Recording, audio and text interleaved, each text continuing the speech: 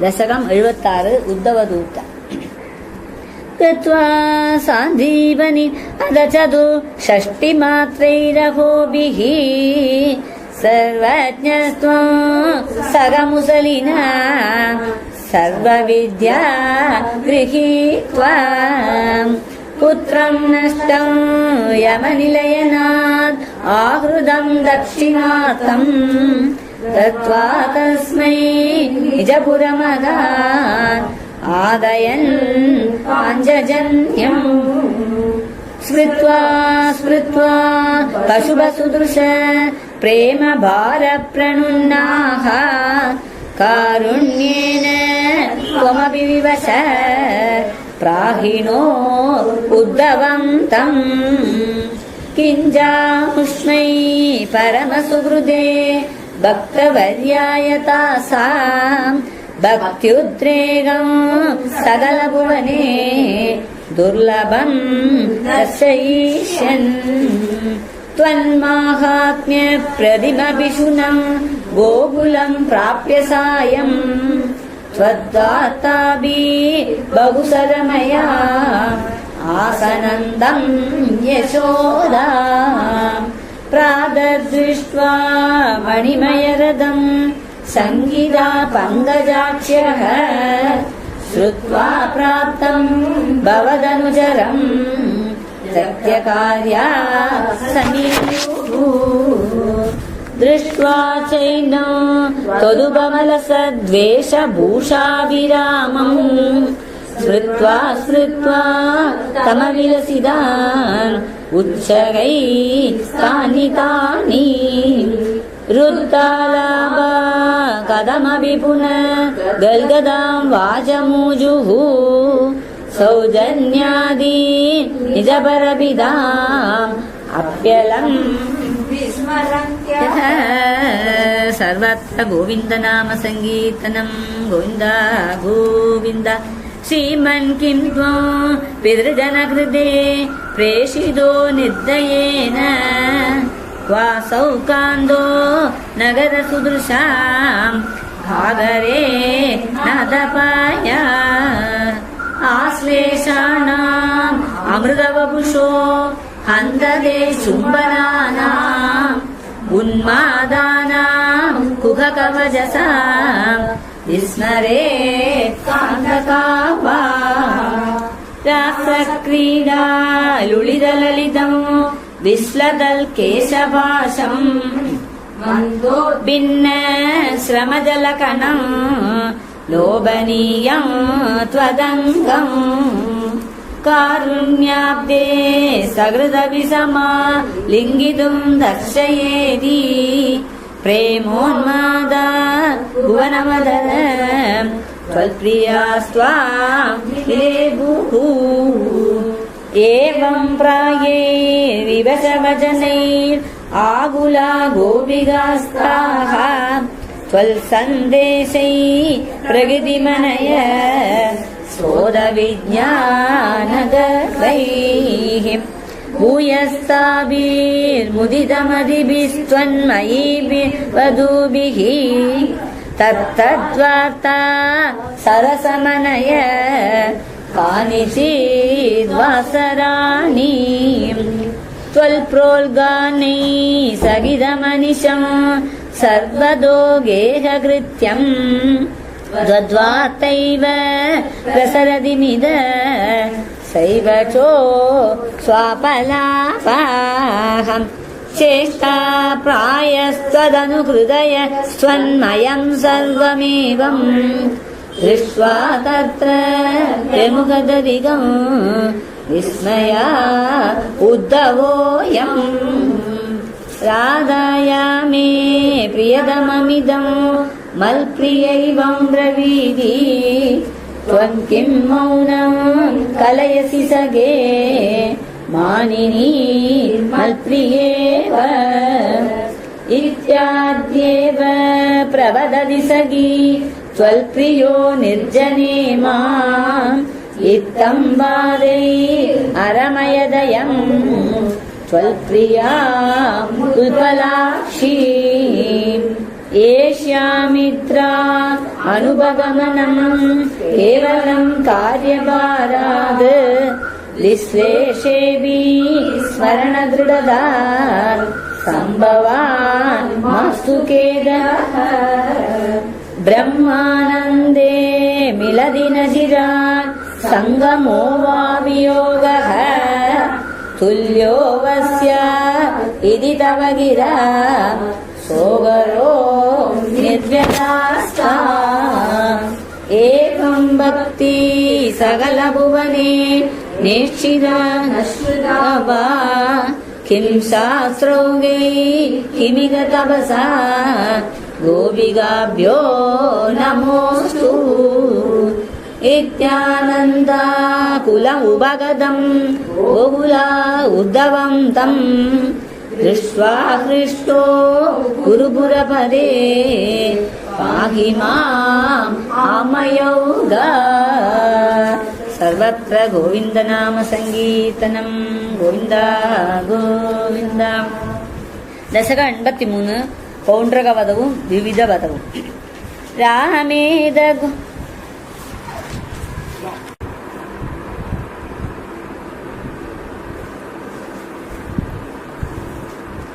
ദശകം 77 ഉപശ്ലോകോത്പത്തിയും ജരാസന്ധ യുദ്ധവും. വൃത്തം പ്രഹർഷിണി. സൈരന്ദ്രാസ്തദനുചിരം സ്മരാതുരായ యాదో భూసులలిత ఉత్తమేన సార్ధం ఆవాసం త్వదుభగమోత్సవం సదైవ యాయంత్యా ప్రతిదిన వాససజ్జికాయాః. వృత్తం దుద విళంబితం. ఉపగనే ద్వై పూర్ణమనోరథాం ప్రమద సంభ్రమకం ప్రపయోధరాం వివిధమాననమాదదీమృతా రహసితాం రమయాంజకృషే సుఖం. వృత్తం వసంత తిలకం. పృష్టావరం పునరసౌ అవృణోద్వరాకీ భూయస్త్వయా సురదమేవ నిశాంతరేషు సాయుజ్యమస్త్విదివదే బుధయేవ కామం సామీప్యమస్త్వనిశమిత్యవినా బ్రవీత్కిం. వృత్తం వంశస్థం. తదో భవాన్ దేవ నిశాసుభాసుజీ మృగీదృశం తాం నృభృతం వినోదయన్ అదాదుబశ్లోక ఇది శ్రుతం సుతం సనారతా సాత్వదతంత్ర విద్వద్భౌ. వృత్తం వసంత తిలకం. అక్రూరమందిరమిదోద బలోద్ధవాభ్యాం అభ్యర్చితో బహునుతో ముదితేన తేన ఏనం విసృజ్య విపినాగత పాండవేయ వృత్తం వివేదిత తదా ధృతరాష్ట్రచేష్టాం. వృత్తం శిఖరిణి. విగాదమాతుః పరమసుహృతో భోజనృపతే జరాసంధేరుంధ్య అనవధిరుషాందేత మధురా దదాద్యోర్లబ్ధైః కతిపయబలస్త్వం బలయుతః త్రయోవింశత్యక్షౌహిణీం తదుపనీతం సమకృతాః. వృత్తం వసంత తిలకం. బద్ధం బలాద్ అధబలేన బలోత్తరం త్వం భూయో బలోద్యమరసేన ముమోచితైనం నిశ్శేష జిగ్జయ సమాహృత విశ్వసైన్య కోన్యస్తదో హి బల పౌరుషవాం సదానీం. వృత్తం వసంత తిలకం.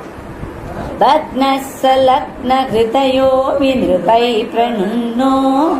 యుద్ధం త్వయా వ్యదిత షోడశ కృత్వ ఏవం అక్షౌహిణీ శివ శివాస్య జగంధ విష్ణో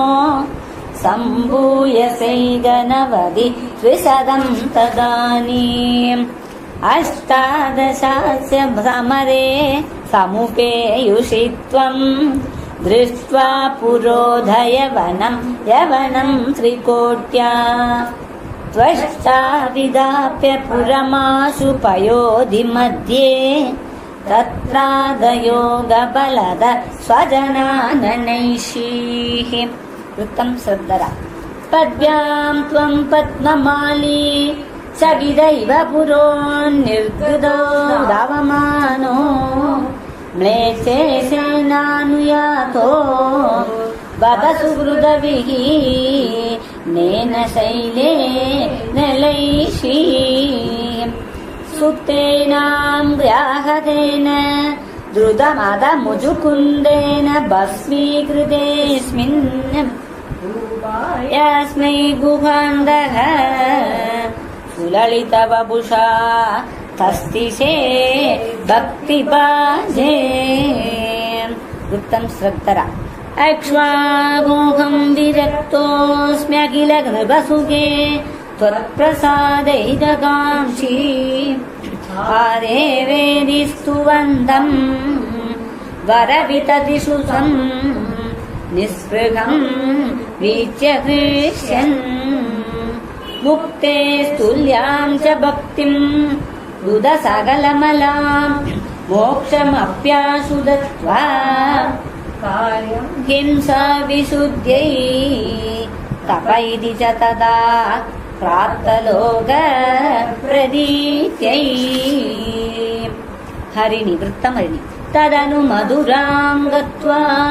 हत्वा शमूं यवनाकृतां मगधपदिना मार्गे सैन्यै पुरेव निवारितः चरमविजयं दर्पायास्मै प्रदाय पलायितो जलधि नगरीं यातो पातालयेश्वर पाहि माम् सर्वत्र गोविन्दनाम सङ्कीर्तनं गोविन्द गोविन्द दशकं 78 द्वारकावासौ रुक्मिणी सन्देश प्राप्तियं वृत्तं द्रुत विलम्बितम् 13 वर्धित कौशलम् 13 दत्त समस्त विभूतिमन् जलधि मध्य गदं त्वमपूषयो नवपुरं वपुरञ्जित रोषिषा ददुषिरेवत भूकृतिरेवतीम् अलभृते तनयां विदिशासना महितमुत्सव घोषमपूपुषः समुदिरैर्मुदिरैः सह यादवैः अदविदर्भसुतां खलु रुक्मिणीं प्रणयिनीं त्वयि देव सहोदरः स्वधर्मधिं सदशेति महीभुजे स्वतमसा तमसाधुमुपाश्रयन् शिरहृदः प्रणया त्वयि बालिका सपतिकाङ्क्षितकुला तव निवेदयिदं द्विजमादिश स्वकथनं कथनं गविनिर्मितम् द्विजसुतोऽपि चतुर्नमुपाययौ तव पुरं हि दुराशदुरासदम् मुदमवाप च सातरभूषितः स भवतापहृता स्वयं स जपवन्दमवोचत कुण्डिने नृपसुता खलु राजधिरुक्मिणी त्वयि समुत्सुकया निजधीरता रहितया हितया प्रहितोऽस्म्यहम् तव हृदास्मि पुरैव गुणैरहम् हरति मां किल चेति नृपोऽधुना पालय पालय मामिति प्रजगदे जगदे कपदे तया अशरणां दयिमां त्वमुपेक्षसे सपति जीवितमेव जगाम्यहम् इति गिरासुतनो रतनो दृशम् सुहृदयं हृदयं तव कातरम् अगदयस्त्वमदैनमये सखे तदधि काममन्नतवेदना दृढसमक्षमुपेत्य धराम्यहम् तदयितां दयिताम् असिदेक्षणाम् प्रमुदितेन च तेन समं तदा रदगदो लघुकुण्डिनमेवान् गुरुमरुत्पुरनायक मे भवान् विदनुदां तनुदां निखिलापदाम्. दशकम् 79 रुक्मिणीहरणं वृत्तं द्रुतविलम्बितम्. बलसमेत बलानुगतो भवान् पुरमगागद भीष्मगमानितः द्विजसुतं त्वदुपागमवादिनम् कृतरसा तरसा प्रणनामसा भुवनकान्तमवेच भवद्वपुर् नृपसुतस्य निशम्य च चेष्टितम् विपुलकेतजुषां पुरवासिना सरुदिरैरुदिरैरगमन्निशा तदनु वन्दितुमिन्दुमुखी शिवा विहितमङ्गलभूषणवासुरा निरगमल्पवदर्पितजीविता स्वपुरदः पुरदः सुपठावृता कुलवधूभिरुपेत्य कुमारिका गिरिसुधां परिपूज्य च सादरम् मुहुरया च तत्पदपङ्कजे विपतिता पतितां तव केलनम् समवलोककुतूहलसङ्कुले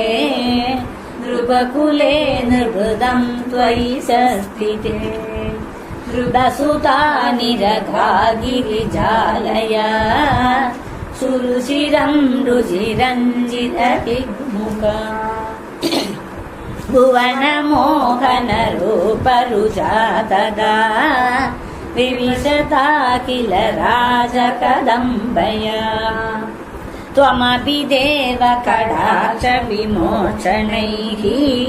प्रमरयामरयाञ्च कृशे मनात् त्वनुगमिष्यसि चन्द्रमुखीरिता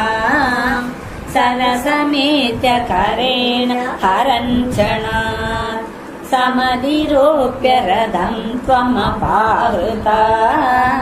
भुवि ततो विततो निनदो द्विषाम्. सर्वत्र गोविन्दनाम सङ्कीर्तनं गोविन्द गोविन्द. क्वनुगतः पशुपालैः कृता कृतरणाय दुभिश्चजिता नृपाः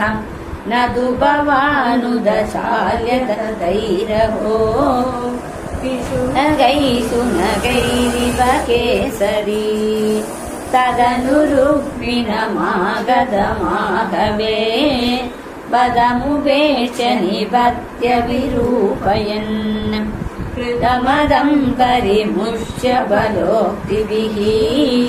पुरमया रमया सह कान्तया नवसमागमलज्जितमानसा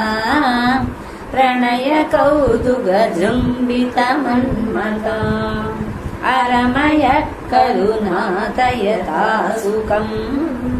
प्रहसितां हसितां शूलसन्मुखीं विविधनर्मभिरेव महर्निशम् प्रमदमाकलयन् पुनरेकता ऋजुमदे किल वक्रकिरा भवान् वरतनो रतनो दधिलोलता तदगिकैरदलालन कौशलैः प्रणयिनीम् अधिकं सुगयन्निमाम् अयि मुकुन्द भवत्सरितानि नः प्रगदतां गदतान्दिमपागुरु। सर्वत्र गोविन्दनाम सङ्कीर्तनं गोविन्द गोविन्द। दशकं 9 स्यमन्तकं वृत्तं वसन्ततिलकम्। सत्रादिरस्त्वमदलुब्धवदर्कलब्धम् दिव्यं स्यमन्तकमणिं भगवन्नयासीः तत्कारणं बहुविधं मम बाधिनूनं तस्यात्मजां वैरतां चलतो विबोढुम्। वृत्तं सिगरणि। अरत्तं तं तुभ्यं मणिवरमनेनाल्पमनसा प्रसेनस्तद्भ्राता कलभुवि वहन् प्राप मृगया अहन्नेनं सिंहो मणिमहसि मांसभ्रमवशा कपीन्द्रस्त्वं हत्वा मणिमपि च बालाय तदिवा शशंसुः सत्रादि गिरमनुजना स्वां मणिहरम् अनां पीयूषम् भवति गुणिना दोषकणिका तरः सर्वज्ञोऽपि स्वजनसहितो मार्गणपरः प्रसेनं तं दृष्ट्वा हरिमपि गतोऽभूत् कविगुहा। उत्तम पृथ्वी। कवन्दमवितर्कयन् अधिवया स्वयं जाम्बवान् मुकुन्द शरणं किमा कैकरोतुमित्यालपन् विभो रघुपदे हरे जय जयेत्यलं मुष्टिभिः चिरं तव समर्चनं व्यरितभक्तचूडामणिः। वृत्तं गिरि। कुत्वाददेन दत्तां नवरमणीं वरमणिं च परिगृह्णन् अनुगृह्णन्नुमागा सपदि च सत्रादिदे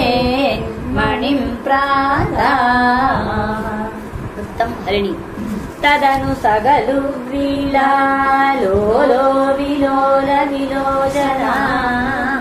दुहितरमहो धीमान् वामां गिरैव परार्पिताम्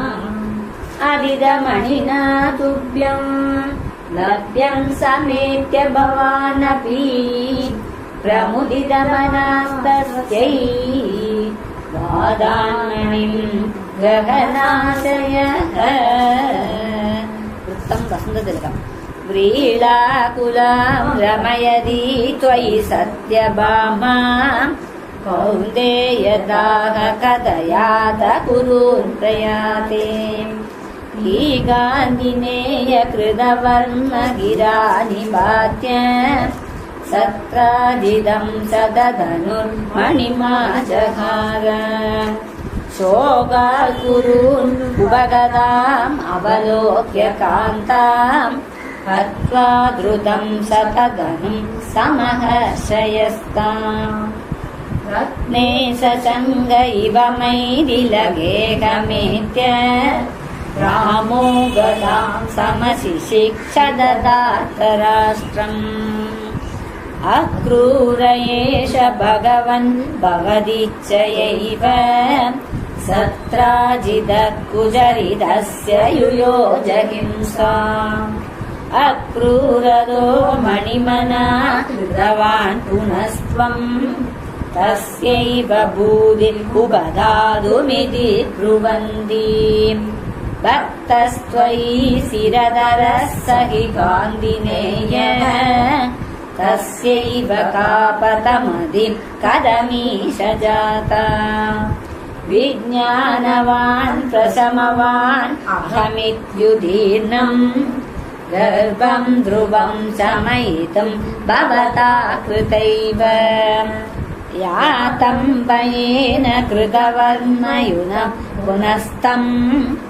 आहूय तद्विनिहितं च मणिं प्रकाश्य तत्रैव सुव्रततरे विनिताय तुष्यन् वामाकुशान्दशयन पवने सभायाः सर्वत्र गोविन्दनाम सङ्कीर्तनं गोविन्दा गोविन्द. दशकं 81 कालिन्द्यादि विवाहवुं पारिजात हरणवुं वृत्तं नन्दाक्रान्ता स्निग्धां मुग्धां सददमपि तां लालयन् सत्यभामां यादो भूयः सह खलु तया याज्ञसेनी विवाहम् पार्थप्रीत्यै पुनरभिमनान् आस्तिदो हस्तिपुर्यां शक्रप्रस्थं पुरमपि विभो संविदाय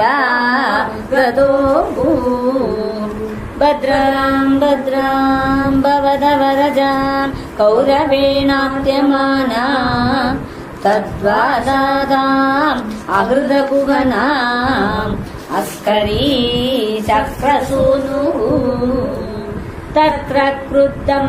बलमनुनयन् प्रत्यगास्तेन सार्धम्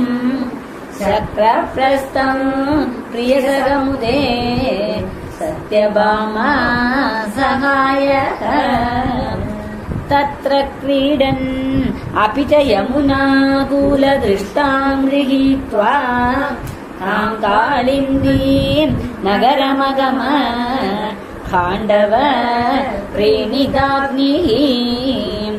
भ्रातृत्रस्तां प्रणय विवशां देवपैतृष्वसेयीं राज्ञां मध्ये सपदि जगृषे मित्रविन्दा अवन्तीं सत्यां गत्वा पुनरुदवहो नग्नजिन्नन्दनां तां बद्ध्वा सप्तापि च वृषवरां सप्तमूर्ति निमेषा भद्रां नाम प्रददुरदते देवसन्दर्शनाद्याः तत्सोदर्या वरद भवतः साविपै दृश्वसेयी पातादैरप्यकृतलवनं तोयमात्राभिलक्ष्यं लक्ष्यं चित्वा शबरमवृदा लक्ष्मणा मद्रकन्या अष्टावेवं तव समभवन् वल्लभा तत्र मध्ये शुश्रोदत्वं सुरपतिगिरा बहुमधु चेष्टितानि वृत्तं शिखरिणी स्मृतायादं पक्षि प्रवरम् अधिरूढस्त्वम् अगमो वहन्नङ्गे भामा उपवनमिवारादिभवनम् विबिन्दन् दुर्गाणि त्रुडितपृदना शोणितरसैः पुरं तावत् प्राप्यो दिशमकुरुदा शोणितपुरम् पुरस्त्वां पञ्चास्यो जलदिवनवद्यादुरपद सचक्रे चक्रेण प्रदलितशिरा मंशुभवता चतुर्दन्तैदन्ता वळवदिभिरिन्दान समरम् रथाङ्गेन चित्वा नरकमकरो तीर्णनगकम् स्तुतो भूम्या राज्यम् सपदि भगदत्तेस्य तनये गजं चैकं दत्त्वा प्रतिगैतनागा निजपुरी खलेन भद्राणां स्वगतमनसां षोडश पुनः सहस्राणि श्रीणाम् अपि च धनराशिं च विपुलम् वृत्तं शार्दूलविक्रीडितम् भौमापाहृतकुण्डलं तददिते दातुं प्रयातो दिवम् सक्रातिर्महितः समं दैनया जुश्रीषु दत्तक्रिया कृत्वा कल्पतरुं वृषा विपतितम् चित्तेन्द्रमभ्यागमः तत्तु श्रीमददोषैर्दृशैति व्याख्यातुमेवा कृता वृत्तं श्रद्धरा कल्पद्रुं सत्यभामा भवनभुविसृजन् व्यष्टसाहस्रयोषाः स्वीकृत्यं प्रत्यगारम् विहितबहुवभू लालयन् केलिपेरै आचार्या नारदा लोकितविविधगतिस्तत्र तत्राभिगेहे भूयः सर्वासु कुर्वन् दशदशतनयान् पाहि वातालयेश सर्वत्र गोविन्दनाम सङ्कीर्तनं गोविन्द गोविन्द दशकं 82 बाणयुद्धवुं मृगमोक्षमुं वृत्तं श्रद्धरा प्रद्युम्नो रोग्विनेयः सकलु तव कला शम्बरेणाहृदस्थम् हत्वा रत्यासहाप्तो निजपुरमहर रुक्मिकन्या श्रदन्या तत्पुत्रो दानिरुद्धो गुणनिधिरवहद्रोचनां रुक्मिपौत्री रत्रोद्वाहे गदस्त्वम् न्यवधिमुसलिना रुक्मवीद्युतवैरा वृत्तं वसुधतिलकम् बाणस्य सा बलिसुतस्य सहस्रबाहो माहेश्वरस्य महिता दुहिताभिलोषा त्वत्पौत्रमेन अनिरुद्धमदृष्टपूर्वम् स्वप्नेऽनुभूय भगवन् विरहातुराभूत् योगिन्यदीव कुशला खलु चित्रलेखा तस्या सखी विलिखति तरुणानशेषान् तत्रानिरुद्धमुषया विदिदं निशायाम् आनेशयोगबलतो भवतो निकेता कन्यापुरे दयितया सुगमारमन्दम् चैनं कदञ्जन बबन्धुषि सर्वबन्धौ श्रीनारदोक्त तदुदन्तदुरन्तरोषैः त्वं तस्य शोणितपुरं यदुभिर्निरुन्दाः वृत्तं शिखरिणी पुरीबालशैल प्रियदुहितृनादोऽस्य भगवान् समम्बूरव्रादै यदुबलमसङ्गं निरुते महाप्राणो बाणो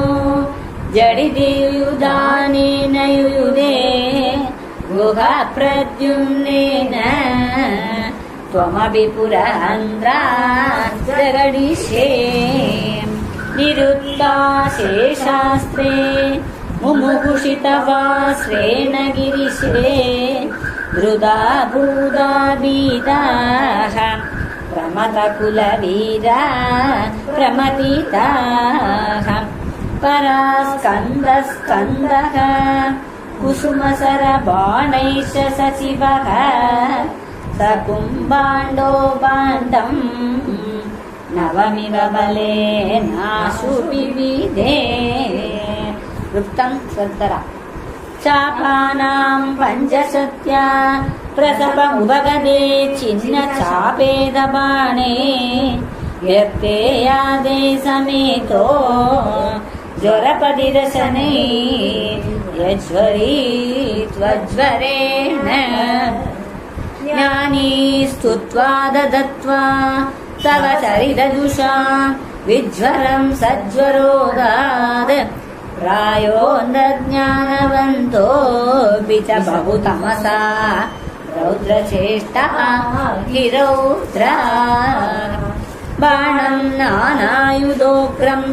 पुनरभिपतितं दत्तदोषाद्वितन्वन् निल्लूनाशेषदोषं सपति बुबुदुषा सङ्गरेणोपगीतः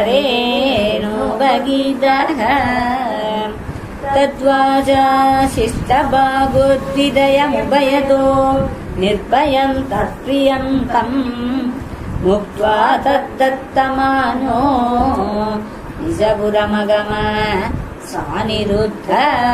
सपोषः वृत्तं शिखरिणी मुहुस्तावच्चक्रं वरुणमजयो नन्दहरणे ईतौ तव पाने निलसतं विलिं वत्सस्तेये गिरिशमिग बाणस्य समरे विभो विश्वोत्कर्षी हृदयमवतारो जयदीते वृत्तं दुदविलम्बितं विजरुषा कृगलासबुद्धरं नृगनृपं त्रिदिवालयमापयन् निजजने द्विजभक्तिमनुत्तमा उपदिशन् पवनेश्वर पाहि माम् सर्वत्र गोविन्दनाम सङ्कीर्तनं गोविन्द गोविन्द दशकं 83 पौण्ड्रकवधवुं विविधवधमुं वृत्तं वसन्ततिलकम् रामेद गोकुलगदे प्रमदा प्रसक्ते पूतानुपेदयमुनादमने मदान्ते स्वैरं समारमदिसेवकवादमूढो दूदं नयुङ्क्त तव पौण्ड्रकवासुदेवः नारायणोऽहमवतीर्णैकास्मि भूमौ दत्से किल त्वमपि माम् अगलक्षणानि उल्सृज्यतानि शरणं व्रजमामि धित्वाम् दूदो जगाद सकलै हसिदस्रभायाम् दूदेद यादव सैनिकैस्त्वम् यादो ददस्सि तव किल पौण्ड्रकीयम् तातेन वक्षसि कृताङ्गमनल्पमूल्य श्रीकौस्तुभम् मकरकुण्डलपीतचेलम् कालायसं निजसुदर्शनमस्य दोष्य कालानलोत्करकिरेण सुदर्शनेन शीर्षं च गर्तिदममर्दिदस्थास्य सेना तन्मित्रकाशिपशिरोऽपि च कर्तकास्याम्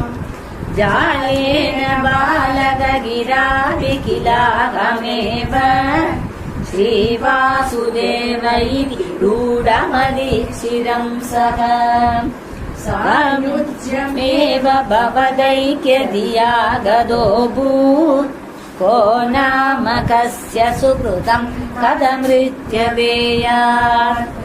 काशीश्वरस्य तनयो दशुदक्षिणाख्यः सर्वं प्रभुज्य भवदे विहिताभिचारः धृत्यानलं कमपि बाणरणादिभीतैः बोधैकदञ्जनहृदैः सममभ्यमुञ्ज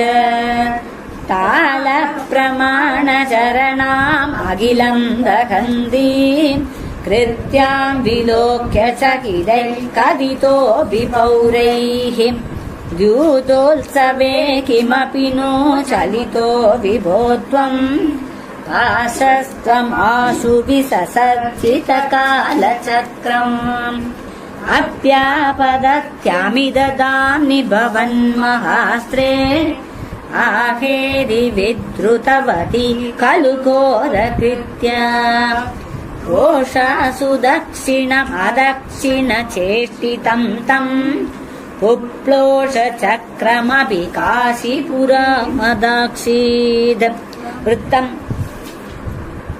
हरिणी सगलु विविधो रक्षो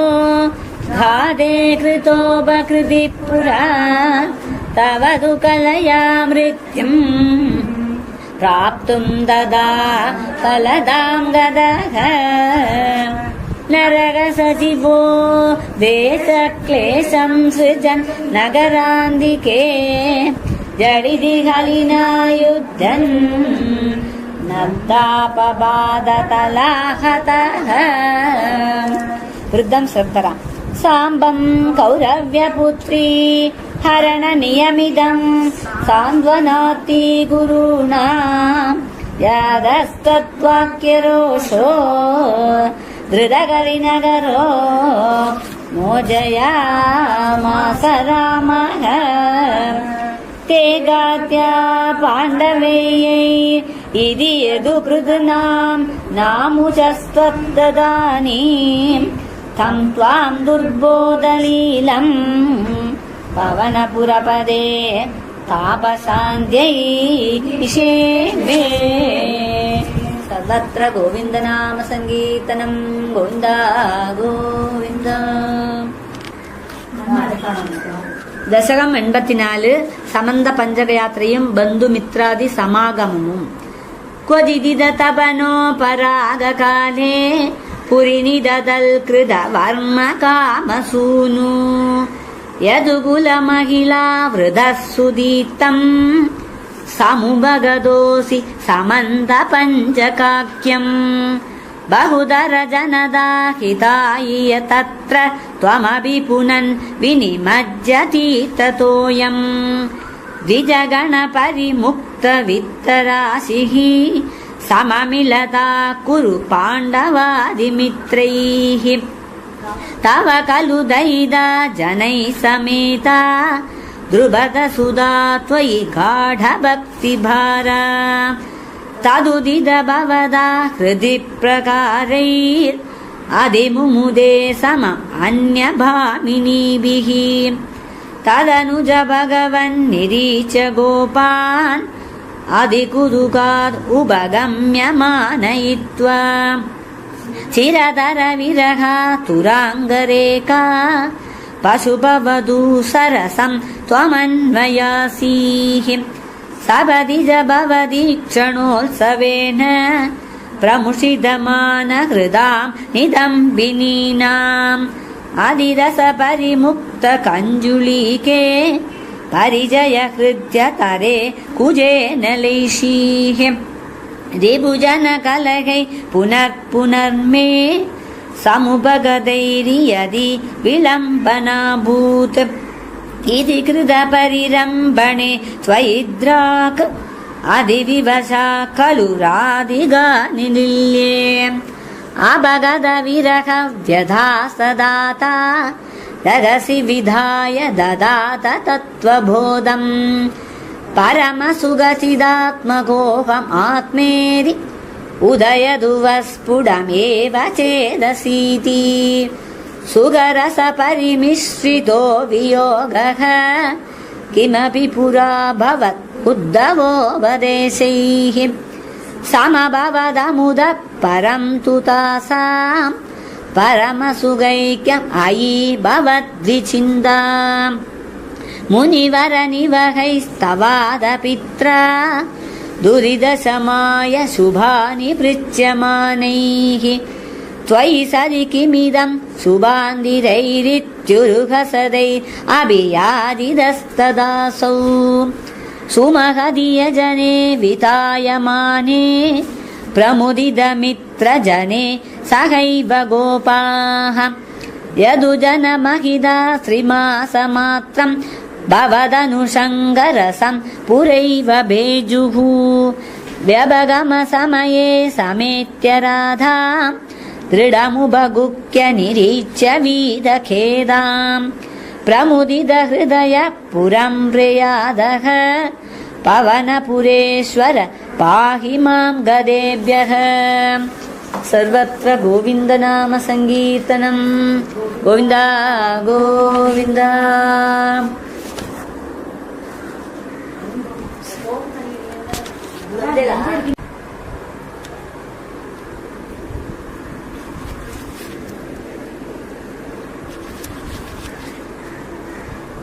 ದಶಕಂ 85 ಜರಾಸಂಧವರು ಶಿಶುಪಾಲವರು ಪೃಥ್ವಿ ತದೋ ಮಗಧ ಭೂಭೃತ ಚಿರನಿರೋಧ ಸಂಕ್ಲೇಶಿತಂ ಸದಾಷ್ಟಗಯುಧಾಯುತ ಹೃದಯಮೀಶ ಭೂಮಿವೃತಾಂ ಅನಾಥ ಶರಣಾಯತೆ ಕಮಪಿ ಪೂರುಷಂ ಪ್ರಾಹಿಣೋತ್ आयासद समागत क्षपणमेव किं भूयसा इयासुरभिमागतम् तदनु नारदोदीरितात् युधिष्ठिरमगोद्यमात् उभयकार्यपर्याकुलः विरुद्धजैनोद्वरात् उभयसिद्धिरित्युद्धवे सुषिनिजै समम् पुरमियेद युधिष्ठिरीम् अशेषदयितायुधे त्वयि समागते धर्मजो विजित्य सगजैर्महीम् भवदपाङ्गसंवर्धितैः श्रियं निरुपमां वहन् अहह भक्तदासायितम् भवन्तम् अयि मागते प्रहितवान् स भीमार्जुना गिरिव्रजपुरं गताः तदनु देवयूयं त्रयो यया च समरोत्सवम् द्विजमिषेण तम् आगतम् अपूर्णसुकृतं त्वमुं पवनजेन सङ्ग्रामयन् निरीक्ष्य सह जिष्णुना त्वमपि राजयुध्वा स्थितः आशान्धसमरोद्धतम् विडपपाडना संज्ञया निपात्य जरसत्सुतम् पवनजेन निष्पादितम् विमुष्य नृपतिन्मुदा समनुगृह्य भक्तिम् परा विदेशिदगदस्पृहान् अपि च धर्मभुक्तै भुवः प्रचक्रुषि युधिष्ठिरे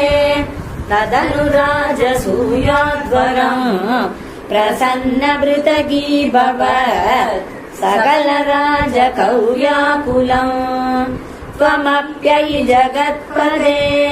द्विजपदावने जादिकम् शकत्त किमुकत्यदे नृपवरस्य भाग्योन्नती ततः सवनकर्मणि प्रवरमग्रपूजा विधिम् विचार्य सह देववाक् अनुगतः स धर्मात्मजः व्यदत्त भवदे मुदा सदसि विश्वभूतात्मने तदा ससुरमानुषम् भुवनमेव तृप्तिम् ददौ ततः सपदि चेतिपो मुनिनृपेषु तिष्ठत्स्वहो सभाजयदिको जड पशुबदुर्दुरूढम् वडुम् इति त्वयि स दुर्वशो विदधिमुद्वमन्नासनात् उदापतदुदायुध समवदन्नमुम् पाण्डवाः निवार्य निबपक्षणान् अभिमृगस्य विद्वेषिणः स्वमेव जगृषे शिरो धनुजधारिणा स्वारिणा धनुस्त्रिदयलब्धया सददचिन्तया शुद्धदीः त्वया स परमे गता अधृतयोगिनाम् दुर्लभा ततः सुमहिरे त्वया प्रदुवरे निरूढे जनो ययौ जयति धर्मजो जयति कृष्ण इत्यालपन् कलः सदु सुयोधनो दुदमना सपत्नश्रिया मयार्पितसभामुखे सलजलं प्रभात् अब्रवीत् तदा हसिदमुत्थितम् द्रुपदनन्दनाभिमयोत् अपाङ्गकलया विभो किमपि तावदृजृम्भयन् धराभरनिराकृतौ सपदि नाम बीजं वपन् जनार्दनमरुल्पुरी निलय पाहि माम् आमयात् सर्वत्र गोविन्दनाम सङ्कीर्तनं गोविन्द गोविन्द दशकं 86 साल्वादिवधवुं भारतयुद्धवुं श्रद्धरा साल्वो वैष्मी विवाहे यदुबलविदितचन्द्रचूडाद्विमानम् विन्दं सौभं समायी त्वयि वसति कुरु स्वत्पुरीम् अभ्यपाक्षी प्रद्युम्नस्तं निरुन्दन् निखिलयदुबडैर्न्यग्रहीरुग्रवीर्यम् तस्यामाप्यं तु मन्दम् यजनिज समर सप्तविंशत्यहान्दः तावत्त्वं रामशाली त्वरित उपगत खण्डित प्रादसैन्यम् सौवेशं तं निरुन्धा स च किल गदया साङ्गमभ्रंशयते माया तादं व्यहिंसीत् अपि तव पुरतस्तत्त्वयावीक्षणातम् नाज्ञायीत्याहुरेके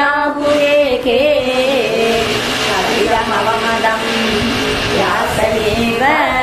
न्यषेदीत् क्षिप्त्वा सौगन्धदाचूर्मिद उदरनिदौ मंशुशाल्ये विचक्रेण उत्कृष्टे दन्तवक्त्रः प्रसवमभिवदन् अभ्यमुञ्ज गदान्ते कौमोदक्याहदोऽसौ अपि सुहृदनिधि चैत्यवत् प्रापदैक्यम्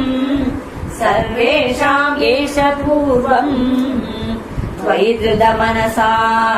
मोक्षणार्थोऽवतारः त्वय्यायादेदजादे किल सुरु सदसि द्यूतके संयतायाः क्रन्दन्त्यायाज्ञसेन्याः सकरुणमकृताः शेलमालामनन्दाम् अन्नान्दप्राप्त सर्वान् सज मुनिचकित द्रौपदी चिन्तितोर प्राप्तस्सागान्नमश्नन् मुनिगणमकृता तृप्तिमन्तम् वनान्ते युद्ध्योद्योगेदमन्त्रे मिलति सतिहृद कल्पुनेन त्वमेकः कौरव्ये दत्तसैन्यः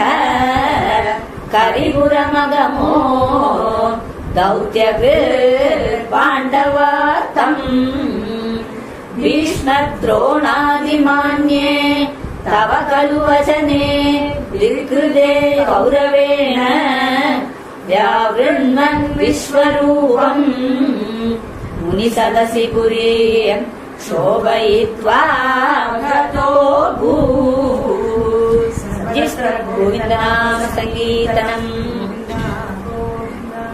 जिष्णोस्त्वं कृष्णसूदः खलु समरमुखे बन्धुकादे दयालुम् खिन्नं तं वीक्ष्य वीरम् किमिदमैसगे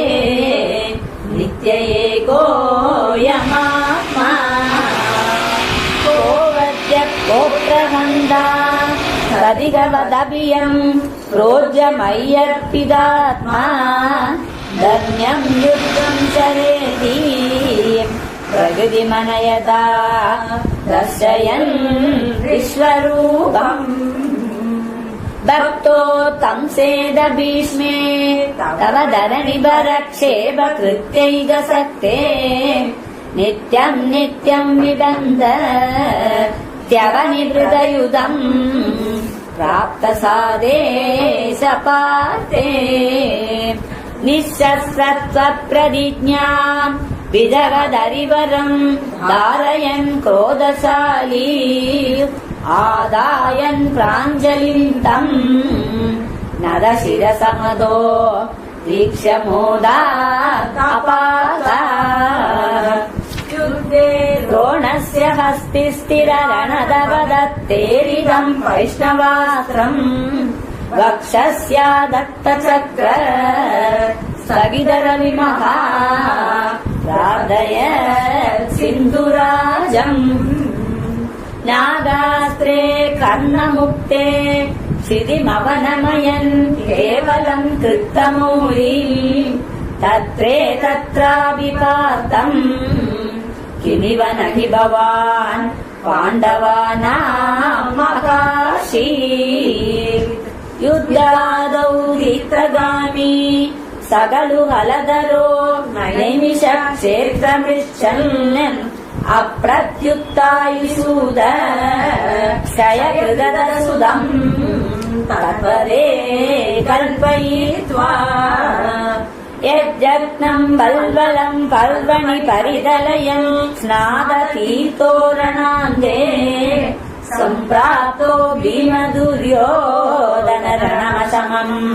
वीक्षयाद पुरीते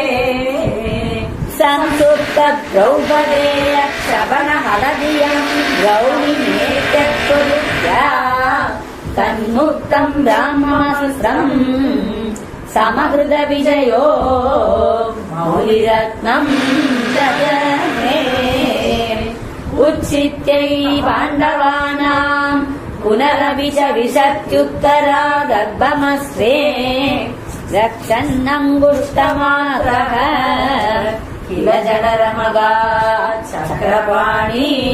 विभो त्वम् धर्मौगम् धर्मसूनोर् अभिदरदखिलम् छन्दमृत्युः स भीष्मः त्वाम् पश्यन् भक्तिपूर्णै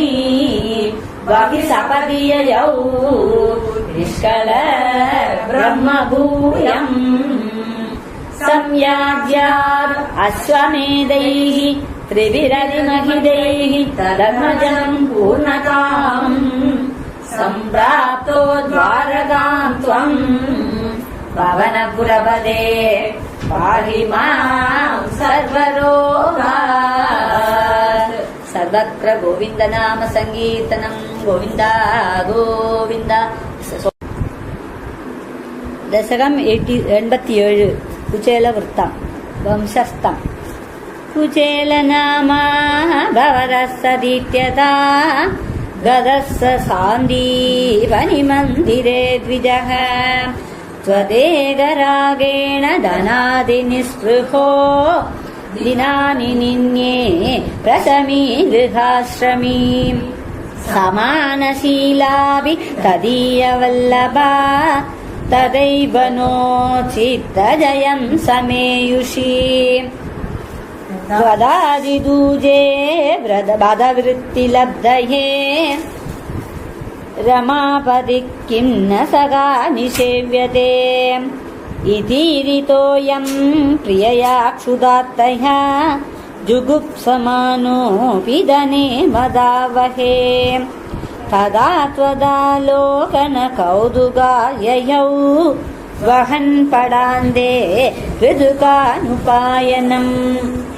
गदोऽयम् आश्चर्य ऐं भवत्पुरीम् गृहेषु शैब्या भवनम् समेयिवान्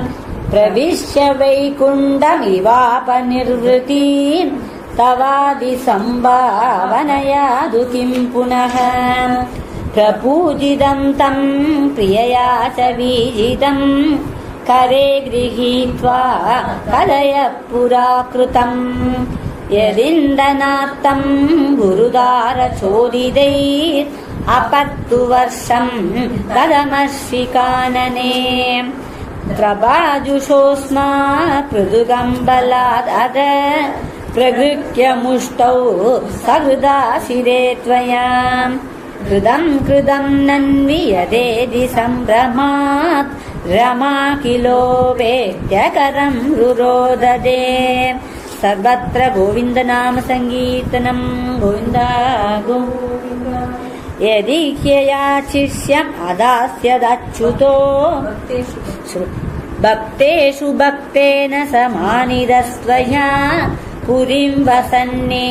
कनिशां महासुखम् बदापरेद्यु द्रविणं विना ययौ विचित्ररूप स्तव कल्वनुग्रहः यदि ह्ययाचिष्यम् अदास्यदच्युतो वदामि भार्या किमिति व्रजन्नसौ त्वदुक्तिलीला स्मितमग्नदी पुनः प्रमादपश्यन् मणिति प्रमालयम् किं मार्गविभ्रंश इति भ्रमन्त्रणम् गृहं प्रविष्ट सददर्श वल्लभाम् सखीपरीदां मणिहेमभूषितां बुबोधतत्त्व करुणां महाल्बुधाम् सरत्नशालासु वसन् अभिस्वयं स उन्नमद्भक्तिभरो मृदं ययौ त्वमेव मा पूरितभक्तवाञ्छितो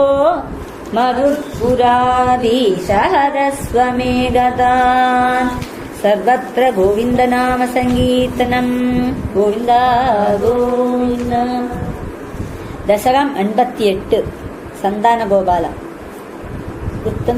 श्रद्धरा प्रागेवाचार्यपुत्र हृदि निशमयशया அது அழிக்க முடியுமா प्रागेवाचार्यपुत्र हृदि निशमनया स्वीयषट्सूनुवीक्षां काञ्चन्द्यात्मादुरुत्या सुदलभुवि बलिं प्राप्यतेनार्पितां स्वम् दादुशाबात् हिरण्यान्वितकशिपु भवान् शौरिजान् कंसभग्नान् आनीयैनान् प्रदर्श्य स्ववद अनयदा पूर्वपुत्रान् मरीचे वसन्तमालिका श्रुतदेवैरि श्रुतं द्विजेन्द्रं बहुलास्वं नृपतिं च भक्तिपूर्णम् युगवत्वमनुग्रहीतु कामो मिथिलां प्रापिततापसै समेदः वसन्ततिलक गच्छन्ति मूर्तिरुभयोर्युगपन्निके एकेन भूरि विभवै विहितोपचारः अन्येन तद्दिनभृदैश्च बलौदनाद्यैः तुल्यं प्रसेदित ददात् अदमुक्तिक्वाभ्याम् वृत्सत्तरा भूयोदद्वारवत्याम् विचतनयमृदीं तत्प्रलापानभित्वम् को वा दैवं निरुन्ध्य इति किल कथयन् विश्ववोडाप्यसोडा जिष्णोर्गर्वं विनेतुं त्वयि मनुजधिया कुण्डितां व्यासबुद्धिं तत्त्वारूढां विधातुं परमदमपद प्रेक्षणे नेति मन्ये नष्टा अष्टास्य पुत्राः पुनरपि तव दूरेक्षया कष्टवादः स्पष्टो जातो जनानाम् आदतदवसरे द्वारकामारपार्थः मैत्र्या तत्रोषिदोऽसौ नवमसुदमृदौ विप्रवर्य प्ररोदम् श्रुत्वा चक्रे प्रतिज्ञाम् अनुबहृदसुद सन्निवेच्ये कृशानुम् मानीसत्वाम् दृष्ट्वा द्विजनिलयगदो बाणजालैर्महास्त्रैः वृन्दानः सूदिगेहम् पुनरपि सहसा दृष्टनष्टे कुमारे यां याम् ऐन्द्रीं तदान्याः सुरवरनगरी विद्यया साध्य सत्यो मोगोद्योगपदिश्यन् उदबुधि भवदा सस्मितम् पारितो भूत् सार्धम् तेन प्रदीजीम् दिशमधिजविना स्यन्दनेनाभियातो लोकालोकम् व्यतीतः तिमिरपरमदो चक्रधाम्ना निरुद्धन् चक्राम् शुक्लिष्टदृष्टिम् स्थितमदविजयम् पश्य पश्येदि वाराम् पारे त्वम् प्राददर्शः किमपि हि तमसा दूरदूरम् पदम् ते तत्रासीनम् भुजङ्गादिपशयनतले दिव्यभूषायुधाद्यै आवीदम् पीतचेलम् प्रदिनवजलद श्यामलम् श्रीमदङ्गम् मूर्तीनाम् ईशिदारम् परमिगतिसृणाम् एकमर्थम् श्रुतीनाम् त्वामेव त्वम् परात्मन् प्रियसखसखितो नेमिद क्षेमरूपम् सर्वत्र गोविन्दनाम सङ्कीर्तनम् शिखरिणि युवाम् मामेव द्वौ अधिकविवृतान्तर्हितदया विभिन्नौ सन्द्रष्टुम् स्वयमहमहाशम् द्विजसूदा न एदम् द्रागेदान् इति खलु विदीर्णान् पुनरमून् द्विजायादायादाः प्रणुदमहिमा पाण्डुजनुषा श्रद्धर एवम् नानाविहारैर्जगदभिरमयन् वृष्णिवंशम् प्रपुष्णन् ईजानो यज्ञभेदैः अदुलविहृदिभिः प्रीणयन् येन नेत्रा भूभारक्षेपदम्बात् पदकमलजुषाम् मोक्षणायावतीर्णः पूर्णम् ब्रह्मैव साक्षात् यदुषु मनुजदा रूषिदस्त्वम् विलासी न द्वारवत्याम् अवृदर् नारदस्त्वत्प्रसाद्रः तस्माल्लेभे कदाचित् खलु सुहृदनिधि स्वत्पिता तत्त्वबोधम् दत्तानाम् अग्रयायी स च खलु मतिमान् उद्धवस्त्वत्त एव प्राप्तो विज्ञानसारम् सकिल जनहिता यादुना सेवदर्या सोऽयम् कृष्णावतारो जयति तव विभो यत्र सौहार्दभीति स्नेहत्वेषानुराग प्रभृतिभिरदुलैर् योगभेदैः आर्तिम् तीर्त्वा समस्ताम् अमृतपदमभू सर्वदः सर्वलोकाः सत्त्वम् विश्वार्तिशान्त्यै पवनपुरपदे भक्तिपूर्त्यै च भूया सर्वत्र गोविन्दनाम सङ्कीर्तनम् गोविन्द दशक 89 मृगासुर कथയും भृगुपरीक्षणम् उत्तम शिखरिणि रमा जाने जाने यदि तव भक्तेषु विभवो न सद्यः संसत्य तदिगमद कृत्वा दशमीनाम् प्रशान्तिम् कृत्वैव प्रदिशसि ददत्काममखिलम् रसान्देषु क्षिप्रम् न खलु भवदीये च्युतिकथा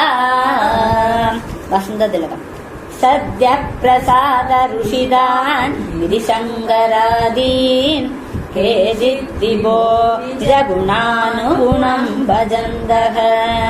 भ्रष्टा भवन्ति बद कष्टम् अदीर्घदृष्ट्या स्पष्टम् वृकासुर उदाहरणम् किलास्मिन् धृतविलम्बित सगुनिज सदु नारदमेकदा त्वरिततोष अपृच्छदरीश्वरम् सजदि देशगिरीशम् उपासितुम् न तु भवन्तम् अबन्धुमसाधुषी शिखरिणि तपस्तत्त्वा घोरम् सकलु कुविद सप्तमदिने शिरश्चित्वा सद्य पुरवरमुपस्थाप्य पुरदः अधिक्षुद्रम् रौद्रम् शिरसि करदानेन निधनम् जगन्नाथाद्वौरे भवति विमुखानां क्वशुपदीः श्रद्धरा मोक्तारं बन्धमुक्तो हरिणपदिरिव राद्रवसोदरुद्रम् दैत्यार्पित्यास्नदेवो दिशि दिशि वलदे पृष्ठदो दत्तदृष्टिः तूष्णीगे सर्वलोके तव पदमधिरोक्ष्य उद्दिश्य सर्वम्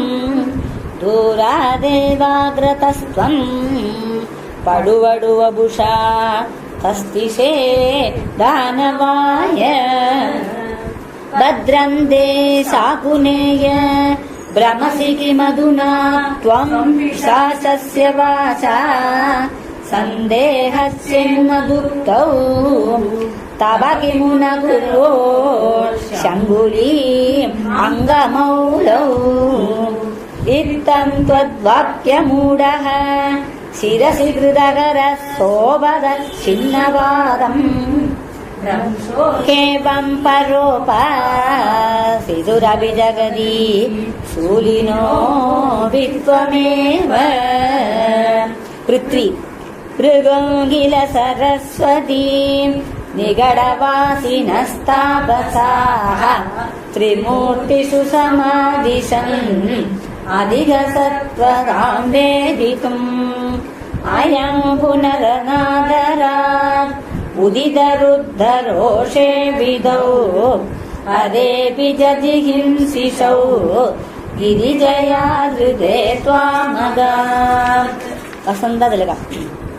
सुप्तम् रमाङ्गभुवि पङ्कजलोचनम् त्वाम् विप्रे विनिघ्नति पदेन मुदितितस्त्वम् सर्वम् क्षमस्व मुनिवर्य भवत्सदा मे त्वत्पादचिह्नमिह भूषणमित्यवादी निश्चित्यते च सुदृढम् त्वयि बद्धभावा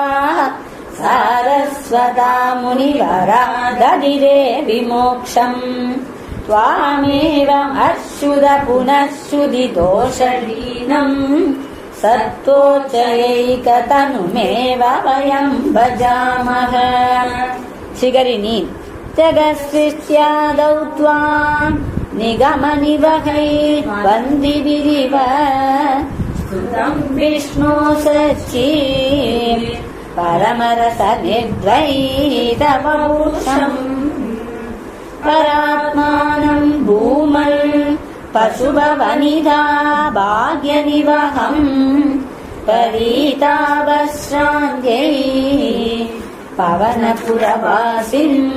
परिभजे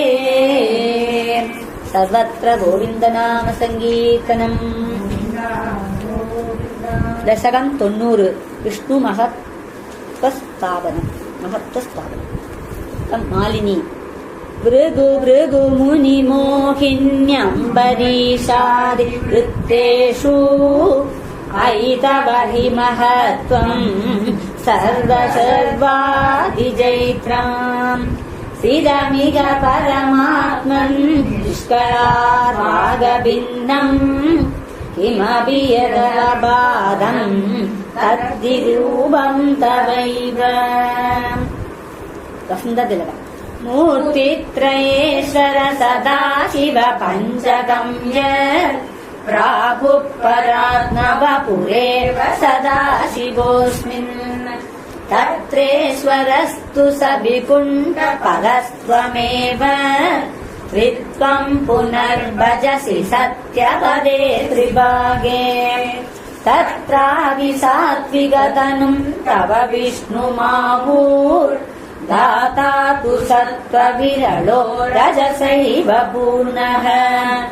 सत्त्वोत्कटत्वम् अभिजाति तमो विकार शेषादिकञ्ज तव शङ्करनाम्नि मूर्तौ तम् च त्रिमूर्त्यधिगतम् परपूरुषम् त्वाम् सर्वात्मनापि खलु सर्वमयत्वहेतोः संसन्ध्युपासनविदौ तमभिस्त्वतस्तु त्वद्रूपमित्यधिदृढम् बहुनः प्रमाणम् श्रीशङ्करोऽपि भगवान् सकलेषु तावत् त्वामेव मानयति यो न हि पक्षपाती त्वन्निष्टमेव स हि नाम सहस्रकादी व्याख्यत्पवस्तुति परश्च गतिम् गतोऽन्ते मूर्त्वित्रयादिकम् उवाच स मन्त्रशास्त्र स्यादौ कलाय सुषमम् सकलेश्वरम् त्वाम् ध्यानम् च निष्कलमसौ प्रणवे खलुक्त्वा त्वामेव तत्र सकलम् निजगाननान्यम् वंशस्थ समस्तसारे च पुराणसङ्ग्रहे विसंशयम् त्वम् महिमैव वर्ण्यते त्रिमूर्तियुक् सत्य परत्रिभागदः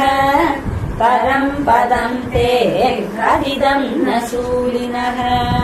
वसन्ततिलकम् यद्रामकल्प इह भागवतद्वितीय स्कन्दोदिदम् वपुरनावृतमीशदात्रे तस्यैव नाम हरिशर्वमुगम् जगाद श्रीमाधवः शिव परोऽपि पुराणसारे ये स्वप्रकृत्यनुगुणा गिरिशम् भजन्ते तेषाम् बलम् हि दृढयैव तदीयभक्त्या व्यासो हि तेन कृतवान् अधिकारी हेतो स्कान्दादिकेषु तव हानि भजोऽर्थवादैः भूदार्तिकीर्ति अनुवाद विरुद्धवादौ त्रेदार्थवादगदय खलु रोचनार्थाः स्कान्दादिकेषु बहवोऽत्र विरुद्धवादाः तत्तासु सत्त्वपरिभूत्युपशिक्षणाद्याः यत्किञ्चिदप्य विदुषाभि विभो मयोक्तम् तन्मन्त्रशास्त्रवचनाद्यभिदृष्टमेव व्यासोक्तिसारमय भागवतोपगीत क्लेशान् विदूय कुरु भक्तिपरम् परात्मन् सर्वत्र गोविन्दनाम सङ्कीर्तनम् गोविन्द गोविन्द।